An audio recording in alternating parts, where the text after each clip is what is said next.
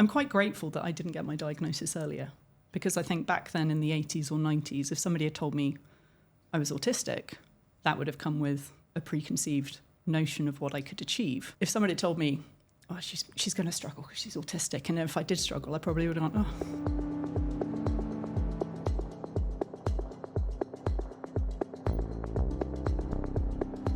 From rainbow wardrobes to boardroom breakthroughs, Sophie is a self-confessed dot connector, a strategy maven and neurodiversity champion.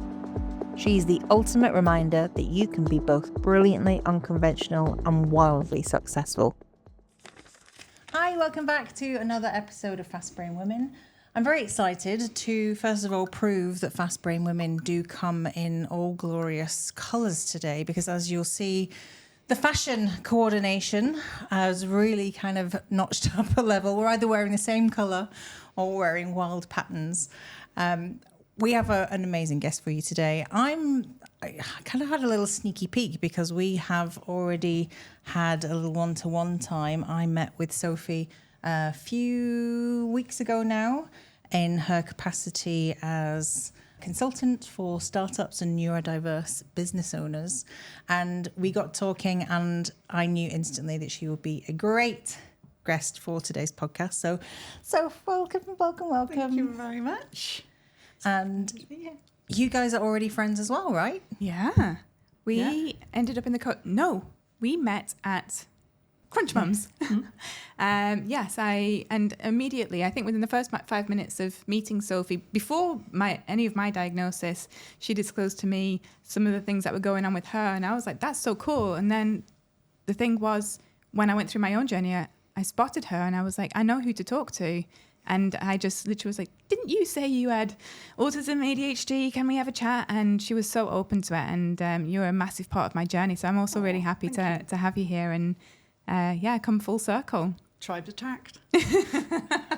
And we're always we're in a co-working space, which is very neutral, and we're always there in rainbow and glitter, and normally I have pink hair, and we're kind of definitely sort of dressing to our own groove. Definitely. In that space. So normally Danny and I don't coordinate outfits, but with you, I gave you a heads up of what I was wearing, because I was like, Sophie, you're always wearing rainbows. I'm going to wear a rainbow today. So you said, I'm not going to wear a rainbow. I'm going to wear a leopard print pattern. And then lo and behold, Danny turns up in leopard print. So even when we try not to coordinate, we still coordinate, which, we can talk about the subtext of... Drawn to fabulous. Drawn to fabulous. Yeah, fabulous inside and out. There we go. Fast-brained and fabulous. There you go. This is So I thought it was really fascinating, and I think actually the theme, isn't it? A lot of people have been guests previously on the podcast have been given a label or a diagnosis a little bit later in life. So what did that look like for you? How did you get there? So for me, neurodiversity wasn't really even part of my consciousness until my 30s, when the word autism popped up around my son, sort of the first 6 years of his life. My sister got an ADHD diagnosis when she was 20, and I think I would have put myself in the uninformed/skeptical group that thought maybe she was looking for extra time at exams, not really connecting it to quite a lot of, red flags in her sort of journey with mental health and eating disorders. And it was very much at that kind of point in the early 2000s when diagnoses started to go up and people started saying, it's a bit of a trend, everyone's jumping on the bandwagon. And I never used that as an opportunity to really figure out what it was or understand it. So it was only when, the word autism, or sort of, not so much ADHD, but I think there was always that vein with my son's behaviour, emotional regulation, distraction, that, I started to look into it, but it wasn't until he had his own kind of mental health crisis at 7 that I reached out for support for him, and instantly kind of playing back his history and what he was struggling with. They were saying, he's a great candidate for an Asperger's diagnosis. And at that point I was like, I better read up about this stuff. So dived into it. That became my world. Red flag. Hello, somebody hyper-focusing on research. And, I read so many books and so many papers, and in all of them I was sort of ticking off with a pencil on one side of the paper, this is my son, but then on the other side going, it's me, this is me. hello, that's me. And it just was like a massive dot connector for me. Okay. And it wasn't like I felt like I'd been struggling or misunderstood. You know, I had a brilliant corporate career, fantastic relationship, living in Dubai, beautiful house, 3 wonderful kids. You know, I was very stereotypically successful. Mm-hmm. So it wasn't like I was sat there looking for the reason of why I was struggling. I wasn't struggling.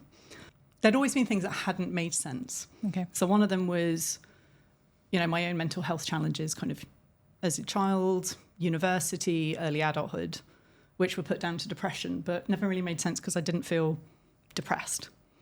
What did you feel? Exhausted. We've had this before. Overwhelmed. But not emotionally miserable. 60% of the diagnostic criteria for depression could apply to me, but the big ones didn't really make sense. But, you know, I still sought out therapy, medication and support, but just sort of sat there and went, that doesn't feel right, doesn't sit well. Yep. At school, I was a really spiky individual, so I had years of academic brilliance and years where I really struggled and got nowhere. Okay. And there was this narrative of being lazy or a bit stupid that didn't make sense because I knew I wasn't. I just, you know, I knew I had a good brain, but everybody kept telling me these things and I was like, yeah. And I'm quite grateful that I didn't get my diagnosis earlier because I think back then in the 80s or 90s, if somebody had told me I was autistic, that would have come with a preconceived notion of what I could achieve.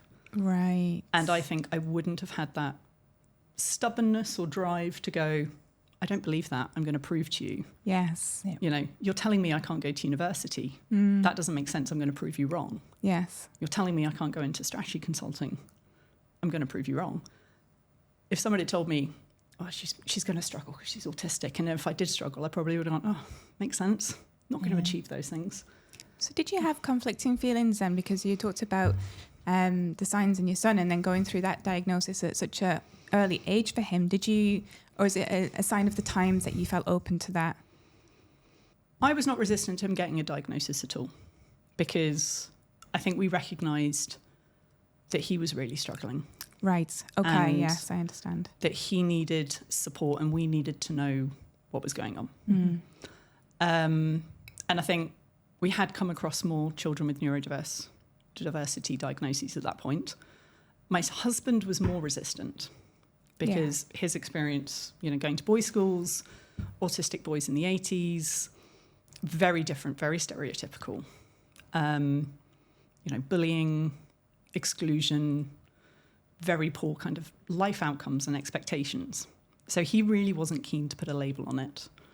And I think that's probably why we didn't go for a diagnosis sooner. And we kind of waited, not for a crisis, but for something where I suddenly just went, okay, enough is enough. Yeah. I'm not okay now, and I don't know how to support him. And, you know, I read all this about myself, and I ticked all of these boxes, and I phoned up his psychiatrist and went, I feel really bad. I don't want to, like, distract from him. Yeah. But this explained so much for me, and I'm not going to be able to drop it now. Now I've got it, it's like a brainworm. What do I do? And she went, well, you know, don't worry. It's genetic component. We see this a lot. Because we don't need to get school involved. You know, if you've got friends and family who can contribute, that's great, but we can fast track your assessment. So I got my diagnosis 2 or 3 weeks before his assessment was finished. And I think that was actually really important for my husband because it completely recalibrated how he thought about it. Because you were... Because I'm not... Yeah. I mean, I'm quirky, for sure. I'm very individual. Unnoticed. Best possible way. You know, for him, a neurodivergent person, an autistic boy, you know, it felt like there were limitations on what they could achieve and the life they could have and the struggles they would have to go through. And I think when he saw, okay, well, my wife is neurodivergent, she's super successful and happy and accomplished and loving life, that, I think, completely changed how he thought about getting a diagnosis for something. He saw it much more as like, and he heard me, I think, talking about how important that self-knowledge was and how affirming it was, that suddenly I knew I was part of a community of thousands, if not millions, who struggled with all of these quirks. And I think it's so important because, you know, you're talking, and I love what you said, that you weren't struggling with it, but it still helped you piece that puzzle together. And I think that's the question a lot of people have is, you know, I've got this far. Why would I go get a diagnosis? I'm managing, I'm coping, everything's allegedly fine. But for other people, it is really important, even if you're not struggling, to get that information and help just make sense of everything. And it's difficult because it's a very personal experience, isn't it? And It is, yeah. Lots of mums that I've spoke to who harbour this guilt because their children haven't been diagnosed until very late teens or even in their 20s, because actually all the things that when they were, you know, Mum, you know, I'm struggling with this, or what does this mean? It was Mum's experience too. She was like, that's normal, kids. Come on, like, you know, just pull your britches and let's get this. So it's really fascinating to get out of that space. And when, you know, I had a very similar experience of trying to articulate and explain, and you've got these buckets of, do you have anxiety? Do you have a depression? You know, and you've got to kind of fit in those because on the surface, you know, you're not struggling and that you are successful and you know, you've achieved things. You're at university, you've done these things, and that just, it doesn't compute. There's nothing, you know, nothing you really can hang your hat on in those moments, which I think derails, again, that sort of self-knowledge. But you talked about your kind of successful career in consulting. Do you think that, and you said that not knowing your kind of neurodivergence at that point maybe held you back? Do you think that there is elements that made you more successful because of how your brain held me back at all? Good. So I think I was successful because of my neurodivergence, not despite it. Okay. And what would that look like on a day-to-day basis? So I think the way my brain works, you know, being able to absorb huge amounts of information, data, you know, I visualize data in a way that I can't explain and can find, you know, insights and root causes super quickly. You know, I have this just obsession of connecting dots, of listening. Like, I was never a big speaker in meetings. I was always told that I should be more participative and vocal about my ideas because I had great ideas, but I would always be the last person to talk in the room because I'd always be listening to everybody else. And then I could feel my head sort of going until I could kind of like bring everything together and add an insight that nobody else had connected in the room. Yeah. And then people would be like, oh, that's really good. Well, you should have said that at the beginning. I'm like, that's not, I didn't have that when I came into the room. But what I can do is I can connect everybody and I can define it. And then my brain goes, okay, so figured out the problem, solution. This one's the best one. Go for that one. Let's go. I think the biggest challenge I had was people keeping up with me. Yeah. You know, when I tried to be more vocal, I got told I was aggressive and a terrible communicator. Little red flag. And how did you get into consulting then? Because a lot of, another question that I get asked a lot, and again, mothers of children who are a little bit old, like, what career should, you know, I recommend that my child gets into who's neurodivergent? And, you know, I'm not a careers coach or a consultant, but I know what's helped me is when I've been as authentic as possible and really been in those strengths. So I worked in a very kind of creative background, and that's when I shone. But I don't know how I ended up there. I don't know, like, was it fate? The consultancy came, because I suppose it's a pretty standard job. I think because I struggled academically, a lot of, you know, I really struggled to enjoy things at school. So, you know, on hindsight, I would have loved to have been a marine biologist or a zoologist, maybe even a vet. And actually, when I left my corporate career, I looked at retraining in all of those, or being an organisational psychologist, or being an AI and data analyst. I looked at kind of all of those things because I hadn't performed at school and I hadn't loved them. They were really hard. So I never kind of considered those as careers. At one point, I wanted to be a barrister. One of my special interests at school was reading about law and the abolition of the death penalty for years, and thought I wanted to do that. And then I did work experience in a barrister's office and realised I couldn't walk into a courtroom.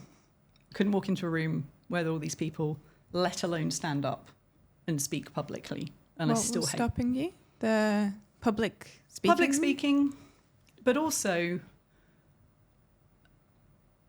it's not my natural medium of communication. I think actually if I'd been a solicitor and got to write everything down, that would have been better. But, you know, being on the ball, responding, arguing, those kind of things, having to defend somebody who could have been guilty, and not knowing about my innate sense of justice thing then. Sense of justice is a big topic, It's a big right? one. Is it for ADHD as well? Because I definitely resonate with that, and that was fed into my career path of trying to make workplaces better places to be. I feel very strongly, deep in my soul about that. Yeah. So It's fairness and equity. And It's like talking my 8-year-old son off the fence when he's like, there's been a handball in a football match. And like 3 days later, we're still on the topic. Yeah. And I think that's what's interesting about this, because you're the first person that we've had that identifies with ADHD. So yeah, what's the intersection? What's the similarities? What the differences in your experience? I mean, we can Google it, but how do you make sense of all that when you're living those two experiences at once? So I think, you know, I was formally diagnosed with autism in 2021. I'd always known I was dyspraxic, but I don't know how. I'd always given myself that that label of hand-eye coordination, spatial awareness, motor skills, not my thing. And then my son was diagnosed ADHD, dyspraxic. But it took me, and we focused for him on the autistic side, the social and emotional regulation post-diagnosis. And that was kind of the journey I was on, autism journey. It's only when I left the corporate world where I was suddenly just completely incompetent. I can't think of another way to describe it. Like, I remember in week 1 of not having a job and booking meetings with myself in my diary. 40 hours a week. Sophie, you're going to meet Sophie and you're going to go for a walk. And then you're going to sit down with Sophie and read a book. And then 20 minutes later, you're going to have lunch with Sophie. Like, I had to put this structure in because I think I knew that I was going to struggle with motivation and deciding what to do. And that, you know, I saw all this opportunity in the weeks I now had to kind of rest and figure out what I wanted to do. But I, in my mind, knew I was going to waste it, that I was just going to be like paralyzed and come out of it just going, what did I do? And, you know, it took me a while to figure out what I wanted to do, that I wanted to kind of go back to my consulting roots, which was very much about kind of problem solving and thinking big and helping people come up with practical solutions, which, you know, I enjoyed so much and I'd got away from when I was in kind of leadership and in internal roles. And yeah, so I decided to set up kind of a mentoring consulting business. I couldn't do anything. I was all over the place. Motivation was an issue. Focus was an issue. Prioritization. You know, my brain was just off. I'm going to go in and do this on a website. And I'd come out having done loads of things, but none of the things that I was meant to do. And, you know, I realized I had to work outside of the home or I'd spend hours organizing biros in my office or getting distracted by sock drawers. And the more I kind of looked at it and then looked at how my son was doing at school and realized that the ADHD side of him was probably creating more challenges academically. And then I kind of looked at what I was doing and went, okay, that makes a lot of sense. Yeah, especially when your nature is problem solving. You are, in essence, a problem to be solved at that point. You have a blank piece of paper. Deep, yeah. But our ability to solve we're fully aware of our shortcomings, our to-do lists and what we need to do. But just self-awareness is crippling. Yeah, I agree. And the guilt on top of that. But I would always said I'm a really structured, organised person. But I'm not. I was just in an environment for so many years that was so structured and provided me so much scaffolding. And so much of my time was defined by other people's priorities. That, you know, I could achieve all of those really easily because I knew exactly what was 1, 2, and 3 on my list. And I had support of a team. And if I had things that I couldn't struggle with or I was struggling with, somebody could help me with that. Yeah. But when I was on my own, and suddenly it was just me trying to organise myself and my thoughts and do things. And then, you know, my hyper-focus, I'd lose days doing things. Yeah. Yeah. We're going to take just a quick ADHD-friendly pause. And if you're listening to this while multitasking, then this is most definitely for you, so listen up. The Endel app is honestly my secret weapon to getting things done. It's a sound wellness app that creates these personalized soundscapes designed to help your brain do what it's meant to be doing in that moment. I use it every single day, and whether I'm locking in, focusing, or just wanting to fall asleep at a human hour, it's Endel that gets me there. These guys are such big supporters of the ADHD community, and they're giving you a whole month to try it for free. So you can find the link in the description, or send us a DM wherever on our socials if you can't find it, and we will send it to you. And if you got distracted along the way, even during this little short break, we have gifted you a lovely 5-minute relaxing soundscape from Endel at the end of this episode. So stick around and enjoy.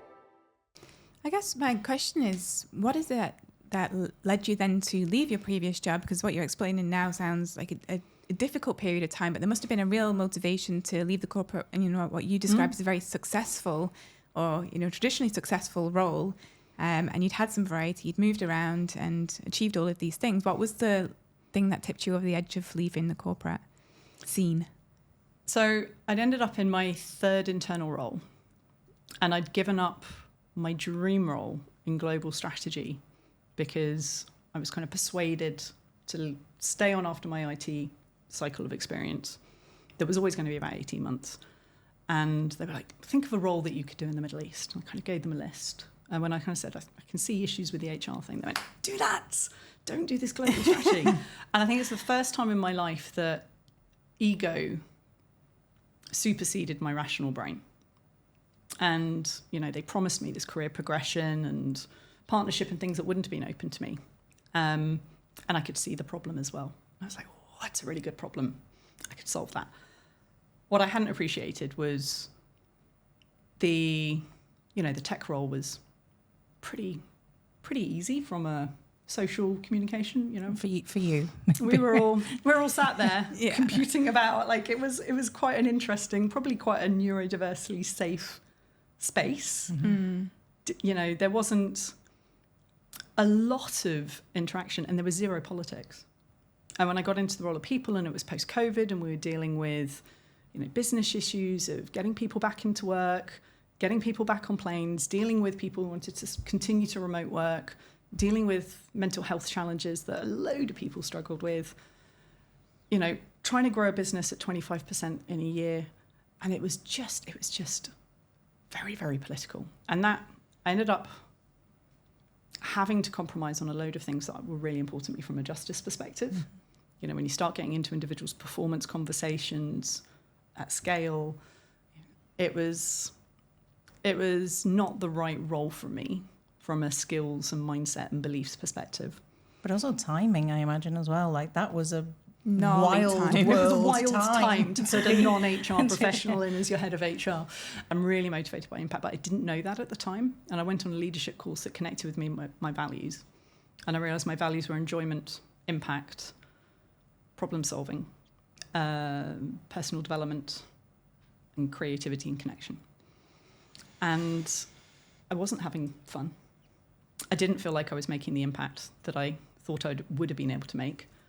And in the end, the only thing that kept me in that role was the connection with people that I'd worked with who'd become really close friends. Yeah. You know, I just felt I didn't have the things that were really important to me, and that the company, I felt there was a divergence in our values as well. So once I'd articulated mine and I looked at what our company values were and what we stood for, and I couldn't see those at play, it was almost impossible to come back from that.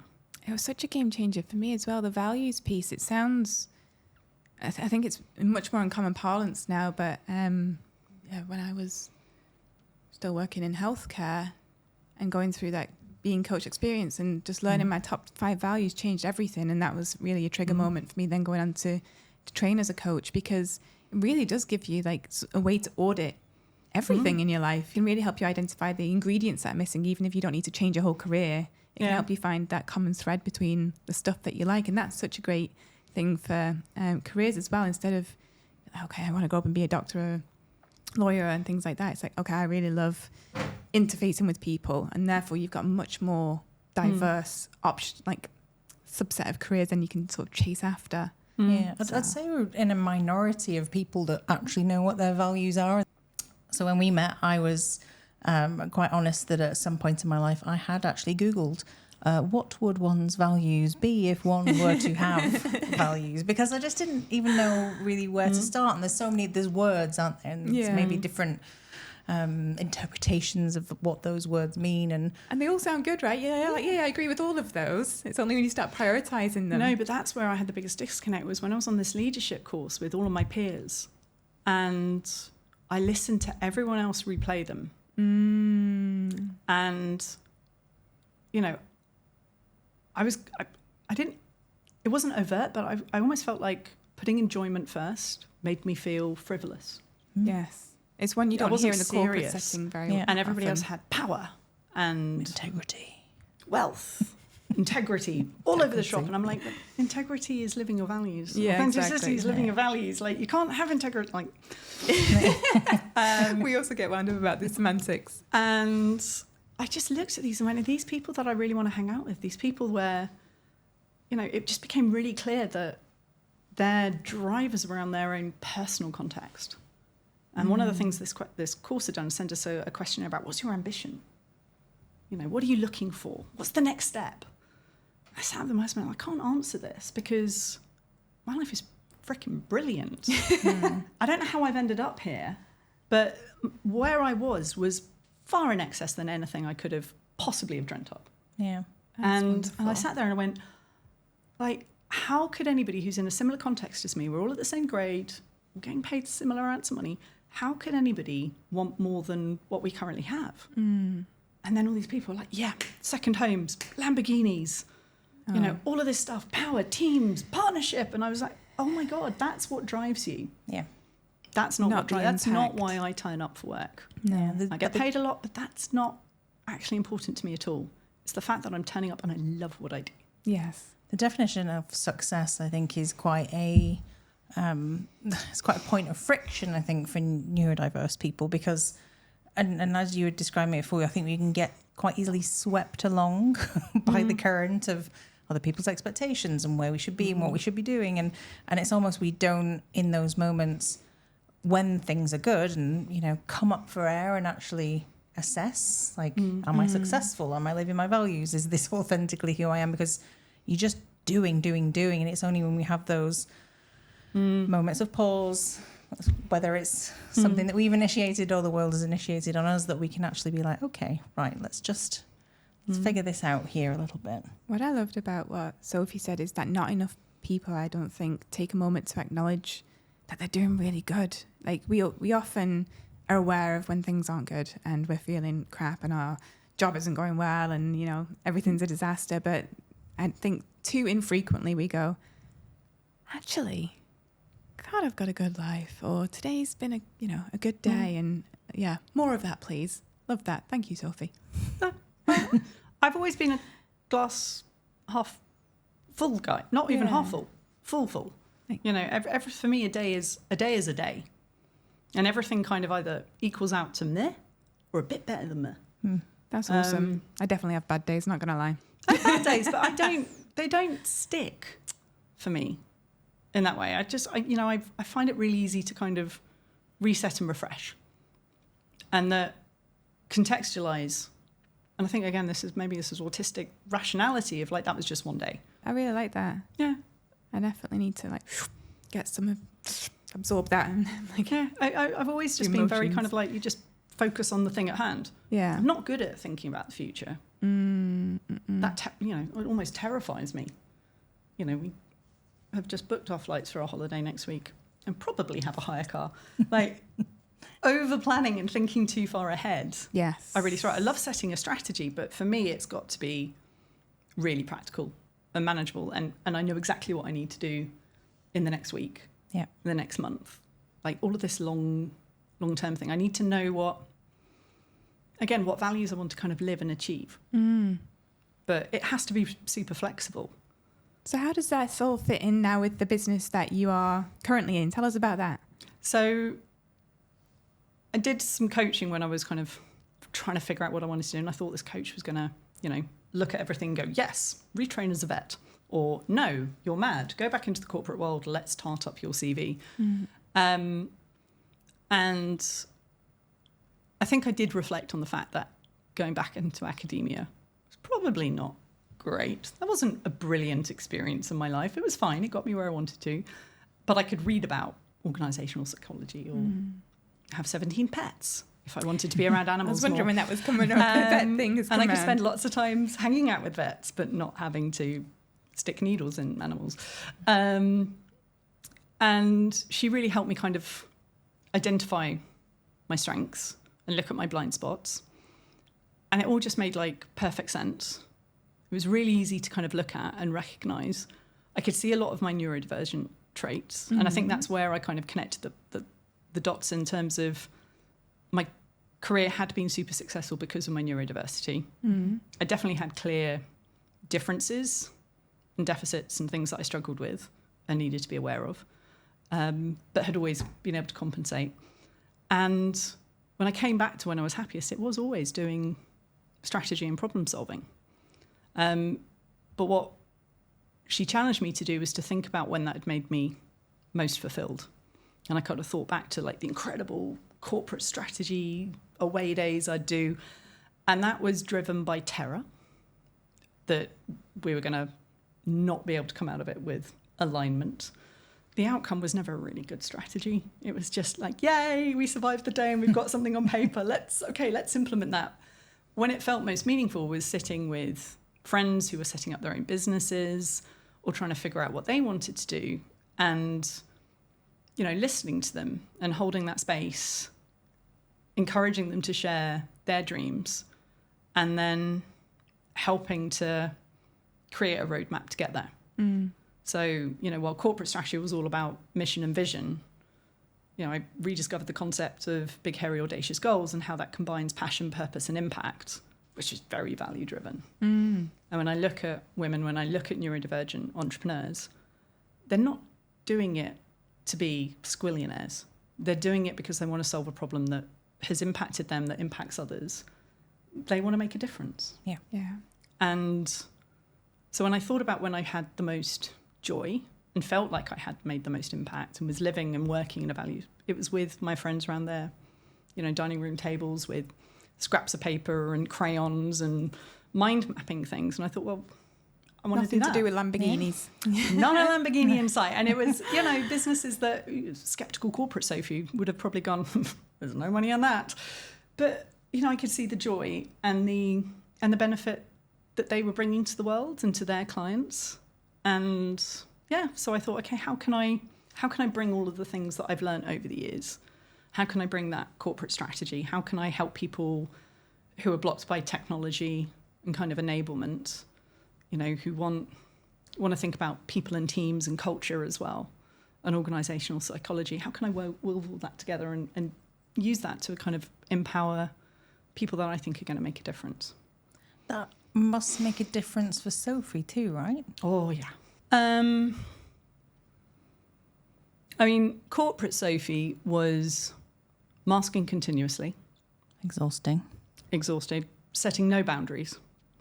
So, you know, figuring out my values, getting my diagnosis, realising that I wasn't in a safe space to disclose, and being really excited about telling everybody what I discovered about myself.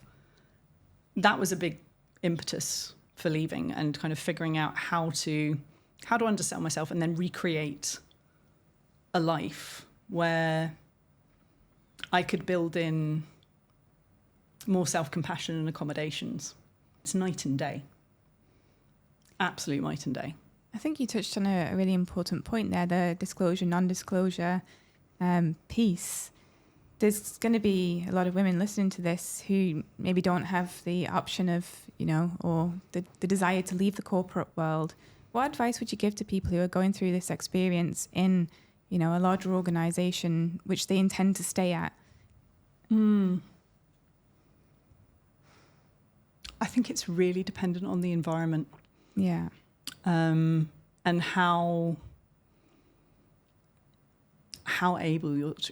able you are and accepted it is to show up as your true, unmasked, authentic self. True. I think it's almost like that's it. it's kind of a process and it's a journey for both the individual and the company as well. And I think with some of the later diagnosed women that I know and that I work with, like getting your ducks in a row and being very like okay in yourself is definitely step number one, because nothing good is going to come of trying to then school your company on how to, you know, be neurodivergent friendly if you're not, how do I say this? I think the work is in really understanding yourself. Yeah. And figuring out what you need to be able to show up as the best version of yourself. That is an And ongoing journey. Then it's about, you know, I think I would have, if I'd stayed in the corporate world, I would have kind of prioritized where I needed, maybe not to disclose, but maybe to be a bit more explicit about my needs. I like that, talking about your needs. Yeah, that's a really good piece of advice, actually. Actually, this is how I work best. This is what I need to When succeed. I took on the HR role, we moved into a new office, all open plan. That suddenly became like a massive challenge, and I hadn't really anticipated it. And I needed a space, and I needed to be able to go and focus and have the right temperature. And, you know, people always mocked me for the number. Like, I brought in my own coat stand so I could put my layers on it, because I was always struggling with kind of sensory things. So I would have started with advocating for, you know, having an ability to book a space that I could use for 50% of the time, of blocking out time, you know, after big people days to go and have complete solitude to rest and recover, and knowing myself and kind of figuring out, okay, what, you know, I'm getting into spoon theory with my son now, and, you know, understanding how many spoons you have, what takes you spoons and what saves you spoons. And for anyone who doesn't know spoon theory, do you want to just give a one-line summary of what that is? Every day you wake up with a finite amount of energy, and certain activities take units of energy, and the analogy is your spoons. And, you know, so maybe you start each day with 20 spoons worth of energy. Maybe meetings, social events take 3, maybe 15. You know, 15. Sometimes brushing your teeth takes 3, Yeah, and everybody finds different things. There's no consistency in how many spoons an activity takes. It's, you know, maybe one day brushing your teeth takes no spoons, but another day it takes 5 spoons. But it's about knowing and being tuned with yourself about your energy levels and how far you can push yourself, and what needs to be within your, you know, sensory diet, your toolbox that's going to help you recover and replenish. Yeah. And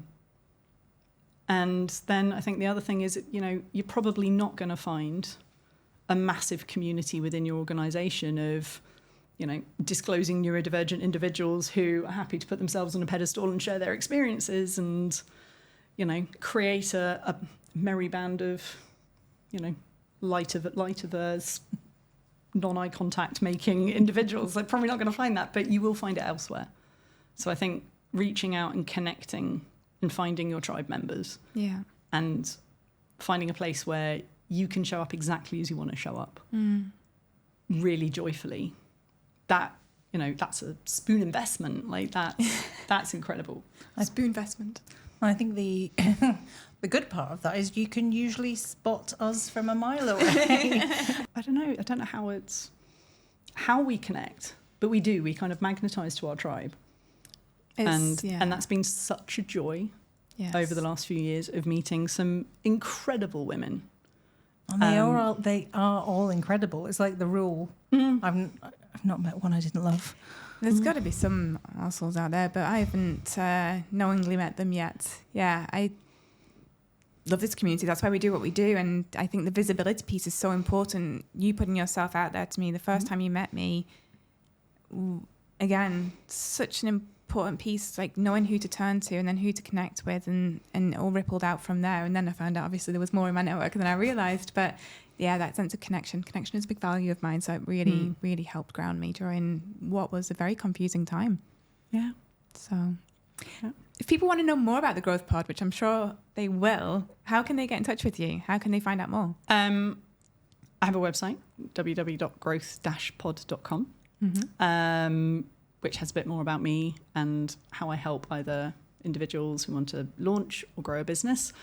I have an Instagram, which I'm not very good at doing anything on because that takes consistency and I have great plans for it. Never do any of it. There is no judgment here. But they can look there as well, or I'm on LinkedIn as well, and I'm sure you'll put the link in some show notes or something. So yeah. But what is the Instagram handle, just so we've got that? @growth_pod.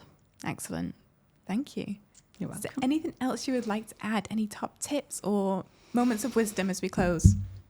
I'm a toolaholic, so I love my tech, and it would be can I have 3? What do you think, Danny? We're pushing the boundaries here. Go on then. 3? Okay. So one is a remarkable notebook, which is like digital notepaper with no distractions, because that's my medium, and I can plan and do everything, and everything's there. I'm never losing anything. Second is a calendar, digital calendar, that's a physical frame in my living room. You've got one of those. We've been talking about that. Where it does everything, and everybody can see everything, and it's got all of the lists. Interesting. And then the app on the phone, you can walk around the kitchen and go, bananas, cereal, and it puts it all into a list, and then somebody else can pick it up and do the shopping, because I don't like shopping. Or I do, but I take forever and buy too much stuff. I also hate shopping. And ChatGPT. We had a good chat on ChatGPT, and actually it was pretty life-changing. So I think this week I'm going to be investigating the calendar, because we've been umming and ahhing about that for a while. So I'll be picking your brains on that and seeing if that will be the next thing to transform my life. They will. I can guarantee you. Yeah, everything. Like I'm always looking for the everything next thing to transform my life, but this one's going to be the one. Yeah, definitely. And I'm sure that there are lots of fast brain women, obviously working with women, neurodiverse women, and anyone that has a sort of social impact cause. I know that within your organisation you do really kind of facilitate a lot of meetups and connectivity and understanding around anyone that's wanting to start their own business or grow. So make sure you get in touch. It was a great session that I had, and hopefully we'll be doing a lot more together soon. So make sure you give Sophie a follow, and we will see you next week for a little bit more of Fast Brain Women. Yay. And that's a wrap. Thanks for hanging out with us today. Before you dive back into the chaos, we've got a 5-minute relaxing end-all soundscape to help you reset, unwind, or just stare into space guilt-free. If you loved this episode, it would mean the absolute world to us, and also ease our rejection sensitivity. If you hit subscribe, share it with a fast brain friend, or if you loved it, leave us a quick review. Take a breath, stay wild, and enjoy until the next episode of Fast Brain Women.